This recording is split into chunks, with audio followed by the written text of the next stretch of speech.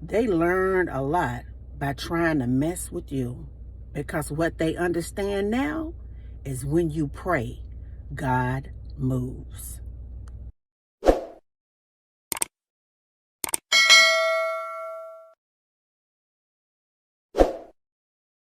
Or when you pray, God moves.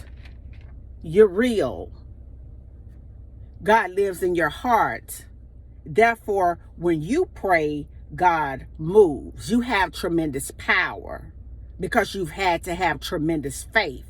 There wasn't anyone to bail you out of the pit of hell but God. You have tremendous power because that is all you had sometimes, because everyone else left. You have tremendous power because it has been trial after trial, test after test, situation, circumstances after circumstances, because the devil understands your power. He understands that if you ever officially got loose up in this environment, it ain't no demon in hell that can stop you from just demonstrating God's power. So therefore, he tries to move through people that are selfish, self-centered, and some of everything else. He tries to tinker around in your circumstances so that you will fall prey and he could use you. He tries to do everything that he can to get you off of your course in your faith, in your belief, in your diligent prayers to God, because he understands that God knows you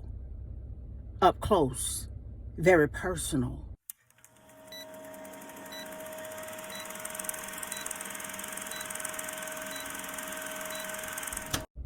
It is so amazing to have a relationship with God that is the core of who you are, like an ongoing thing, to know him up close and personal because you've had encounters with him, to see him deliver you out of dark places that you thought you would never escape from, to feel him move and dwell within your temple because you know that you have communed with him. It is an awesome place to be. And I want you to understand that some people may not understand your connection with God at first, but after a little while, they can see his presence in you. And sometimes that would scare people. Sometimes that would make people wildly attracted to you, especially somebody on a lower spiritual frequency, because they want to extract the God that lives on the inside of you. But one thing they do know, once they get to know you, is when you pray, God moves. I want to say it one more time. One thing that the devil knows about you is when you pray, God moves. The whole objective is to keep you out of alignment with God, to keep you distracted with things that are going on in your physical experience, to just keep your mind occupied on other things and away from God, because the enemy understands your connection. He understands that it is divine, it is appointed, it is real, and it is true.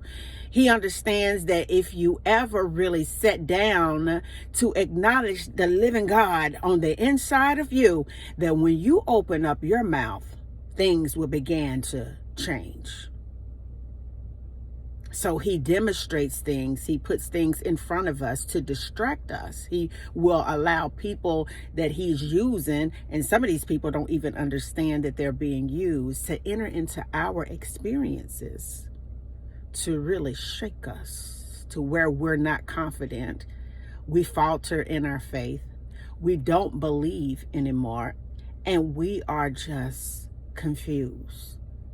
But if you understand God, you will understand that he is not the author of confusion. God is not the type of God that will love bomb you with all of the good things and penalize you just because. I want you to understand that when you pray, God moves. I want to give you a word just real quick. Let's go over to James 5:16. Therefore, confess your sins to one another your false steps and your offenses, and pray for one another that you may be healed and restored. The heartfelt and persistent prayer of a righteous man, believer, can accomplish much when put into action and made effective, by God. It is dynamic and can have tremendous power. When put into action and made effective by God, it is dynamic and can have tremendous power. Excuse me. I want you to understand something today. The devil understands your power. He don't want you to understand your power. Why do you think that he comes into your life through various forms to distract you from God? Because he understands that when you really put into action your prayers, your confessions, if you hurt somebody's feelings, and it is made effective in God, then the dynamic power that you have will overshadow theirs. There's no dollar amount, no title, no influence in this world that can outpower God. And I want you to understand that, because a lot of times what happens is we're distracted by people who just, let me get my notes up here. I'm all over the place this morning. We're distracted by people that are in denial. They feel that they don't need any help from God at all. And because we want people to really know God, sometimes we get lost in trying to get them to confess their need. They have a cowardice behavior. They never acknowledge their wrongdoings towards you or anyone that they use, that they manipulate, that they lie to, that they power play with. They have a cowardice type of behavior. They're extremely selfish and self-absorbed. They are only concerned about them, their lives, their families. That's all that really matters, even though they say they care about you. But at the end of the day, they care about what you can do for them. They're selfish and self-centered.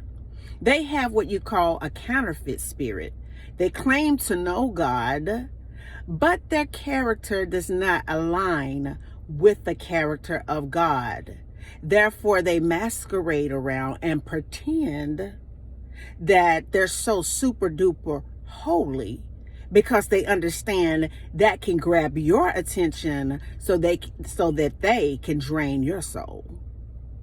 You have to be on guard. You have to be wise. You have to be able to spot the devil immediately. Because one thing I can tell you about the enemy, he understands your power and your voice and your prayer life. He understands your connection with God. He understands that right there. And he wants to do everything that he can to grab a hold of you, because he needs you in order to stay relevant in this world. Without you, what's the use?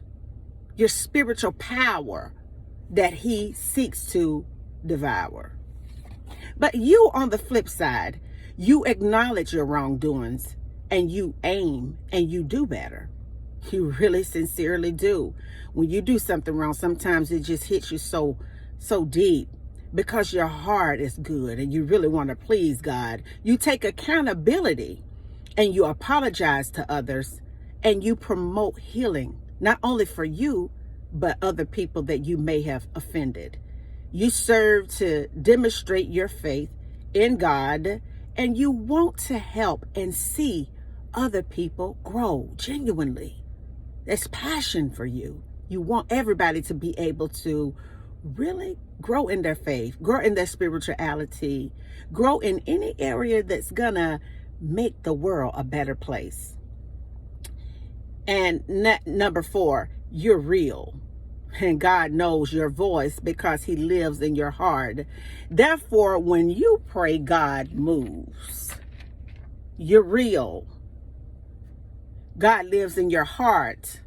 Therefore, when you pray, God moves. You have tremendous power because you've had to have tremendous faith.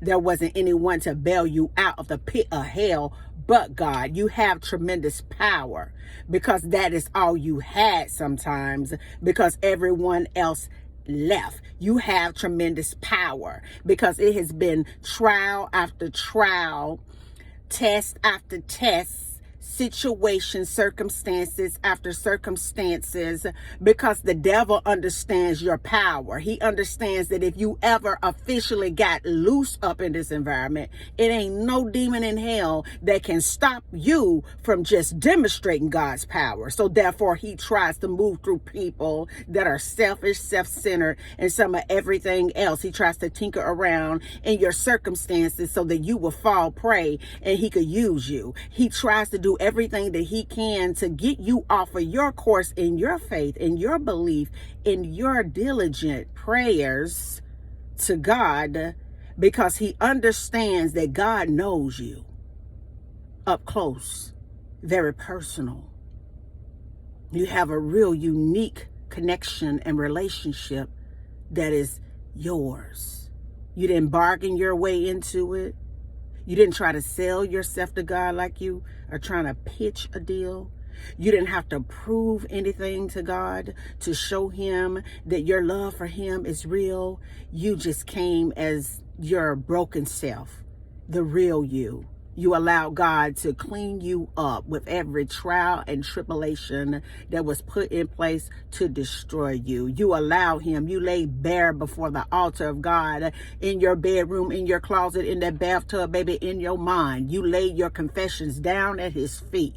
You're not too prideful to apologize to somebody if you mishandle somebody. You pray for people. You want to see people do good, live good, be good. You want to see the whole world be healed. You want humanity to rise and align with the spirit, the flow, the frequency and spirit of the Most High. And therefore the enemy understands you, your power, your tremendous power, because of who you are connected to. And I want to leave you with this today, because this is a Good Friday for you, that when you pray, God moves. And until the next video, guys, peace, because I still be shown off believing in you. Have a good day.